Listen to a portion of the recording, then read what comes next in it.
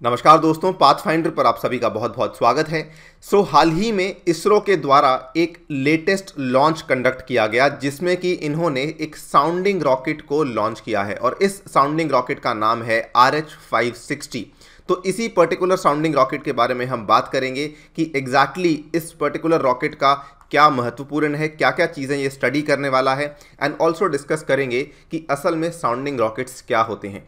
In fact यहाँ पर मैं आपको बताना चाहूँगा कि जब भारत का स्पेस प्रोग्राम शुरू हुआ था फॉर्मली 1963 में, उस टाइम पर भी हमारी जो स्पेस प्रोग्राम की शुरुआत हुई थी वो भी एक साउंडिंग रॉकेट के द्वारा ही करी गई थी।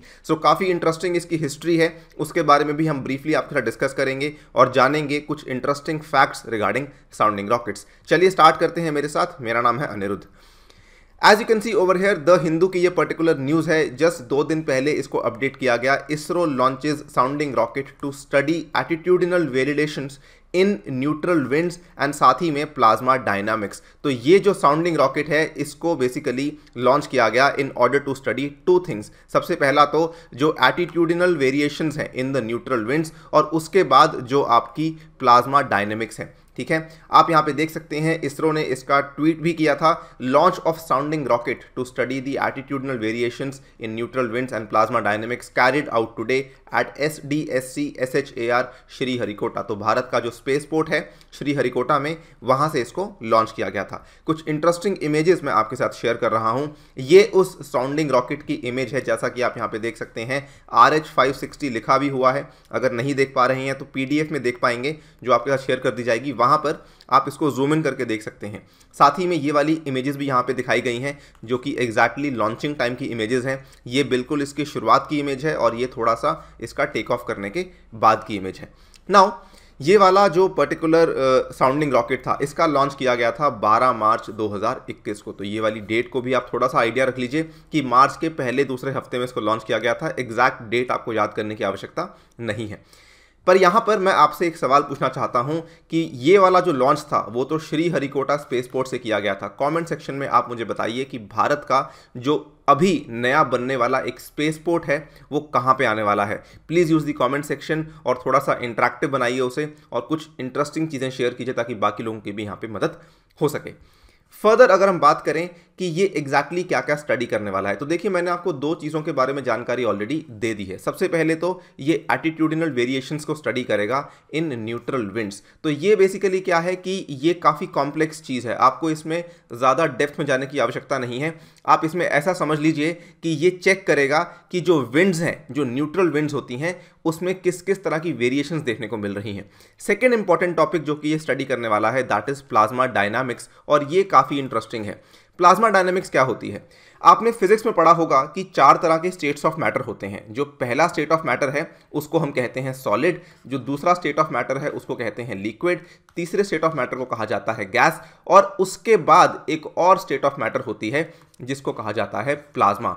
तो बेसिकली ये प्लाज्मा किस तरीके से बनता है उसी चीज़ को स्टडी करेगी ये पर्टिकुलर साउंडिंग रॉकेट, और ये भी चेक करेगा कि उसके डायनेमिक्स कैसे हैं। डायनेमिक्स यानी कि वो किस किस तरह की इलेक्ट्रोमैग्नेटिक फील्ड के साथ इंटरैक्ट कर रहा है, किस किस तरह की इलेक्ट्रोमैग्नेटिक फील्ड्स को क्रिएट कर रहा है, इन सब चीज़ों को ये स्टडी करेगा। अगेन चीज़ें काफ़ी कॉम्प्लेक्स हैं, हमारे UPSC पॉइंट ऑफ व्यू से उतनी रेलिवेंट नहीं है। आपको केवल इतना ही बहुत जानकारी बहुत है कि ये इन 2 चीज़ों को स्टडी करने वाला है। नाउ ये तो था रिगार्डिंग दिस पर्टिकुलर लॉन्च, और इसमें ज़्यादा कुछ डिस्कस करने को असल में था नहीं, लेकिन इस पर्टिकुलर चीज़ में हम आपके साथ डिस्कस करना चाहते हैं कि असल में साउंडिंग रॉकेट्स क्या होते हैं।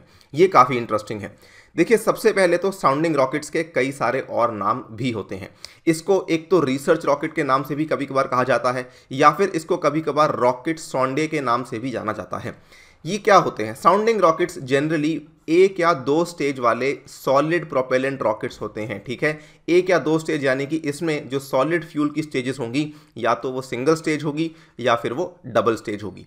और इनका मेन पर्पस क्या होता है? They are mainly used for probing the upper atmospheric regions and for space research. जो आपका अपर एटमॉस्फेयर का रीजन है उसको प्रोब करने के लिए, यानी कि वहाँ पर थोड़ी जानकारी लेने के लिए, वहाँ पे थोड़ा सा रिसर्च करने के लिए इसका इस्तेमाल किया जाता है। ये जो अपर एटमॉस्फेरिक रीजन है इसके बारे में जानकारी आपको प्रोवाइड करूंगा कि हम कौन से पर्टिकुलर रीजन की बात कर रहे हैं। देखिए यहाँ पर जो साउंडिंग रॉकेट्स हैं ये बेसिकली ऑपरेट करते हैं बिटवीन 40 किलोमीटर्स एंड 160 किलोमीटर्स। अब ये 40 किलोमीटर और 160 किलोमीटर की जो हाइट्स निकाली गई हैं ये एग्जैक्टली ऐसी क्यों हैं? सबसे पहले तो जो 40 किलोमीटर की हाइट है वो इसलिए है बिकॉज आपने सुना होगा there are something called as weather balloons, जो कि आप यहाँ पे इमेज में देख सकते हैं। ये वेदर को थोड़ा सा जानने के लिए कई सारी कंट्रीज आज भी वेदर बलून्स का इस्तेमाल करती हैं। आपको मालूम होना चाहिए कि वेदर बलून की एक मैक्सिमम हाइट होती है, यानी कि वो सरफेस से 40 किलोमीटर के ऊपर नहीं जा सकता है, उसको अनुमति नहीं होती है। इनफैक्ट इन सर्टन केसेस अगर वो 40 किलोमीटर को क्रॉस कर जाएगा तो इट इज़ ऑल्सो पॉसिबल कि वो बर्स्ट कर जाए, तो इसीलिए ये 40 किलोमीटर के ऊपर होता है। अब दूसरा साइड कि ये 160 किलोमीटर के नीचे क्यों होता है? क्योंकि नॉर्मली जो सैटेलाइट्स होती हैं जो कि हम लॉन्च करते हैं वो 160 किलोमीटर के ऊपर होती हैं, तो इसके बीच का जो एरिया है वहां पर आपके साउंडिंग रॉकेट्स को तैनात किया जाता है। And that is why we can say कि sounding rockets are generally placed between 40 kilometres and 160 kilometres. और यहां पर इनको प्लेस करने का पर्पस भी यही है ताकि आगे जाकर मान लीजिए कुछ बड़े बड़े सब सिस्टम्स हमें लॉन्च करने हैं, ठीक है, कुछ बड़े बड़े लॉन्च व्हीकल्स हमें लॉन्च करने हैं, हम बेसिकली टेस्टिंग करना चाहते हैं, हम बेसिकली इस तरीके की एक एक्सपेरिमेंट करना चाहते हैं कि कल को ये चीज़ें सक्सेसफुल हो पाएंगी या नहीं। और इसीलिए आई थिंक अब आप समझ पा रहे होंगे कि इसको रिसर्च रॉकेट का नाम क्यों दिया गया है, क्योंकि ये बेसिकली इन तरह की रिसर्चेज में हेल्प करता है कि आगे जाके क्या हम सैटेलाइट को लॉन्च कर पाएंगे, क्या हम आगे जाके लॉन्च व्हीकल को लॉन्च कर पाएंगे या फिर नहीं। इनफैक्ट जो दुनिया की बड़ी बड़ी एजेंसीज हैं, फॉर एग्जांपल नासा हुई, फॉर एग्जांपल हम देखें रशिया की जो स्पेस एजेंसी है वो बहुत सारे साउंडिंग रॉकेट्स का इस्तेमाल करती है। इसरो भी काफ़ी बड़ी एजेंसी बन चुकी है, बट इसरो आज की डेट में 3 से ज़्यादा साउंडिंग रॉकेट्स का इस्तेमाल नहीं कर रही है। अदरवाइज अगर हम बात करें नासा की तो वो लगभग 15 साउंडिंग रॉकेट्स का इस्तेमाल कर रही है, क्योंकि वो लगातार किसी ना किसी तरह की रिसर्च में लगी रहती है। नाउ ये इसकी हिस्ट्री काफ़ी इंटरेस्टिंग है, इसको थोड़ा समझ लीजिए। जो इंडिया का असल में स्पेस प्रोग्राम की शुरुआत हुई थी ये हुई थी 21 नवंबर 1963 को। और उस दिन क्या हुआ था, असल में उस दिन हमने इंडिया ने Thumba which is very close to Thiruvananthapuram, Thumba में जो हमारा लॉन्चिंग स्टेशन है वहाँ पर से भारत ने अपना पहला साउंडिंग रॉकेट लॉन्च किया था जिसका नाम है RH-75। So the launch of the first sounding rocket RH-75 from Thumba basically mark the beginning of the Indian space program. मैंने आपको साइड में थोड़ी सी जानकारी दी है regarding the Thumba launching station, जो कि अगेन एक इंडियन स्पेस पोर्ट है जो कि 1963 में ही बनाया गया था और इसरो के द्वारा ऑपरेट किया जाता है। It is very close to earth's magnetic equator और इसीलिए इस पर्टिकुलर लोकेशन को चूज़ किया गया था। और आज की डेट में इस स्पेस पोर्ट का इस्तेमाल केवल और केवल साउंडिंग रॉकेट्स को लॉन्च करने के लिए किया जाता है। सो जो हमारा पहला साउंडिंग रॉकेट था और जो भारत का सबसे पहला लॉन्च भी था वो भी असल में साउंडिंग रॉकेट के थ्रू ही हुआ था जिसका नाम है RH-75।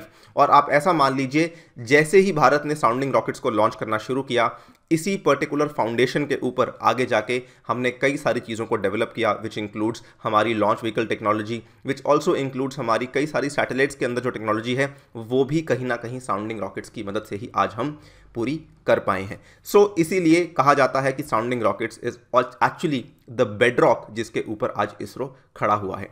इसमें एक और चीज़ मैं आपके साथ शेयर करना चाहूँगा। अगर आप इस पर्टिकुलर ट्वीट को देखें जो कि आउटलुक मैगजीन का है, इन्होंने यहाँ पर एक वर्ड का इस्तेमाल किया है कि ISRO has developed a series of sounding rockets called Rohini series. तो ये सीरीज़ क्या है इसको भी समझ लेते हैं।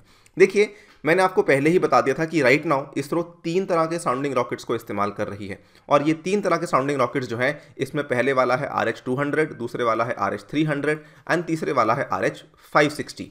नाउ 200, 300 और 560 में फ़र्क क्या है? बेसिकली जो ये नंबर्स लिखे हुए हैं ये बताते हैं कि डायमीटर ऑफ द रॉकेट क्या है इन मिलीमीटर्स, और ये डायमीटर के हिसाब से भी अलग अलग तरह के आपके साउंडिंग रॉकेट्स बनाए गए हैं। ये पूरी की पूरी रोहिणी सीरीज़ में हमारे ये 3 साउंडिंग रॉकेट्स आते हैं जो कि आपको मालूम होने चाहिए। इसके बारे में थोड़ी जानकारी और देखिए, जो RH-200 है इसके पेलोड को कैरी करने की कैपेसिटी 10 किलोग्राम की है, जो 300 है ये 60 किलोग्राम तक कैरी कर सकता है, जो 560 है ये 100 किलोग्राम तक कैरी कर सकता है। सिमिलरली अगर हम एल्टीट्यूड की बात करें तो मैक्सिमम एल्टीट्यूड कहाँ तक जा सकता है, ये 80 किलोमीटर्स है, ये 160 किलोमीटर्स है और ये 470 किलोमीटर्स तक भी जा सकता है। इसका लॉन्चिंग पैड कहाँ पे है, RS-200 का लॉन्चिंग पैड थुम्बा में है, उसके बाद RS-300 का लॉन्चिंग पैड ये आपका श्रीहरिकोटा में ही है और RH-560 का भी लॉन्चिंग पैड जो है ये श्रीहरिकोटा में ही लोकेटेड है। सो बेसिकली ये है पूरी की पूरी जानकारी regarding the sounding rockets. I hope you get the idea कि एग्जैक्टली ये रॉकेट्स क्या होते हैं, क्या इनके पर्पस होते हैं। वीडियो को खत्म करने से पहले बताना चाहूंगा अनअकैडमी आप सभी लोगों के लिए लेकर आया है कॉम्प्रिहेंसिव यूपीएससी सीएससी कोर्स, जिसकी मदद से आप घर बैठकर या फिर कहीं पर भी अपनी यूपीएससी तैयारी को आगे बढ़ा सकते हैं। और इसमें भारत के जो टॉप एजुकेटर्स हैं उनके द्वारा चलाई गई जो लाइव क्लासेस हैं उनको आप रोजाना अटेंड कर सकते हैं। इसमें आपकी तैयारी को और बेहतर करने के लिए लाइव टेस्ट और क्विजेस को भी इंक्लूड करवाया गया है। इसमें दो तरह के कोर्सेज हैं जो अनअकैडमी आपके लिए लेकर आया है। पहला कोर्स है प्लस कोर्स और दूसरा कोर्स है आइकॉनिक कोर्स। दोनों में फर्क केवल इतना है कि अगर आपको एक मेंटर की जरूरत है तो you must go for this particular course, अगर आपको पर्सनलाइज मेंटर की आवश्यकता नहीं है तो you must go for this particular course. ठीक है, दोनों के प्राइजेस अलग अलग हैं। आप प्राइस में डिस्काउंट पा सकते हैं अगर आप ये वाला कोड इस्तेमाल करेंगे ANIUPSC। इस कोड की मदद से आपको डायरेक्टली 10% ऑफ मिल जाएगा। तो उस केस में आपको ये वाले प्राइजेस पे नहीं करने, आप ये वाले प्राइजेस पे कोर्स को परचेज कर सकते हैं।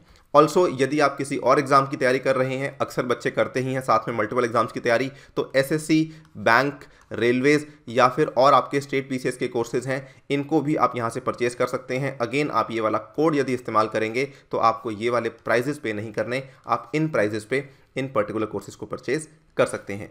इसी के साथ आपसे लेता हूं विदा। लेक्चर की PDF को डाउनलोड कर सकते हैं मेरे टेलीग्राम चैनल से। ऑल्सो पाथफाइंडर के टेलीग्राम चैनल पे भी आपको अवेलेबल करवा दी जाएगी। Thank you for listening, stay tuned and stay safe.